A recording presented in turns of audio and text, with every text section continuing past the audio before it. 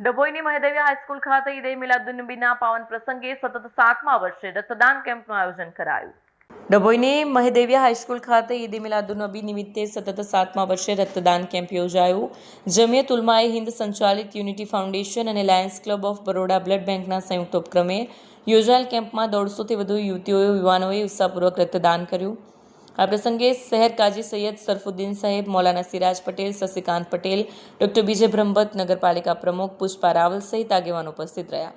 ઈદની ખુશીને માનવ સેવા સાથે જોડીને આયોજકોએ રક્તદાન કરો, માનવ જીવન બચાવવાનો સંદેશ આપ્યો। ઈદે મિલાદનો તહેવાર મોહમ્મદ પૈગંબર સાહેબનો જન્મદિવસ અને આ દિવસ નિમિત્તે આજે જમિયત ઉલમાએ હિન્દ ડભોઈ અને યુનિટી ફાઉન્ડેશન ડભોઈ દ્વારા અને લાયન્સ ક્લબ ઓફ બરોડા દ્વારા જે બ્લડ ડોનેશન કેમ્પ યોજવામાં આવ્યો। ખૂબ મોટી સંખ્યામાં અહીંયા મુસ્લિમ બિરાદરો બ્લડ આપવા માટે એકત્રિત થયા છે અને એવું કહેવાય છે કે જ્યારે જ્યારે પણ બ્લડ ડોનેશન કેમ્પ રાખવામાં આવે છે ત્યારે બોટલો ખૂટી જતી હોય છે। ખૂબ મોટી માત્રામાં અહીંયાથી બ્લડ એકત્રિત કરવામાં આવે છે। ખૂબ સારી વાત છે અને બ્લડ એ કોઈ જગ્યાએ કોઈ ફેક્ટરીમાં બની શકતું નથી, એ દરેકે એને દાન આપવું જ જોઈએ।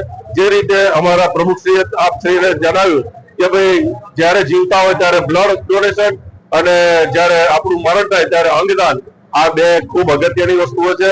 તો આ નિમિત્તે હું સમગ્ર બિરાદરીને આ બાબતે હું એમને